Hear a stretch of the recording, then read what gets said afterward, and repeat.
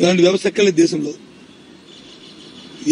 నీకు ఏ వెరిఫికేషన్ కావాలన్నా, ఏ క్యాల్కులేషన్ కావాలన్నా, లేదు ఏదో ప్రజలకు తెలియ చెప్పాలన్నా, లేదా ప్రజల వచ్చి ఏదైనా వాళ్ళతో చేయించాలన్నా ఇంత వ్యవస్థ ఎక్కడ ఉంది? ఉదాహరణ మనం అది చూసాం కదా, ఇది కరోనా వచ్చినప్పుడు, మన ఆరోగ్య సురక్ష జరిగినప్పుడు అంత పెద్ద ఎత్తున జరిగింది.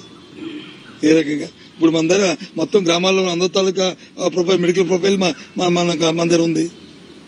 ఎవరికి ఏ జబ్బు ఉందో, జ్వరం ఉందో, బీపీ ఉందో, షుగర్ ఉందా అని ఎప్పుడైనా అలాంటి డేటాను కలెక్ట్ చేయగలుగుతామా? ఆ డేటాను బట్టి మందులు ఇచ్చారా? ఇవాళ అందరూ రాసిస్తున్నాం.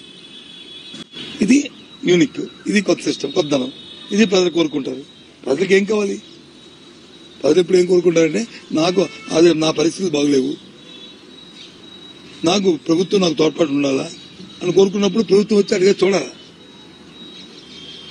అది ప్రభుత్వం తనకు బాధ్యత.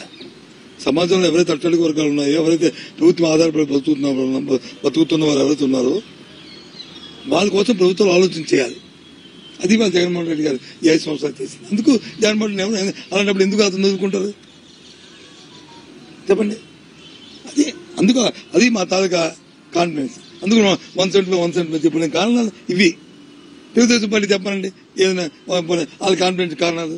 ఎంతసేపు వేస్తారు మాకు జగన్మోహన్ కోపం, మా TV5 చూసేస్తారు, మా ABN చూసేస్తారు, ఈటీవీని చూసేస్తారు, లేకపోతే వాళ్ళు మాట్లాడుతున్న సాయంత్రం 7 గంటలకి చదువుతున్న పనికి మన డిబేట్లు చూసేస్తారు అనుకుంటారు.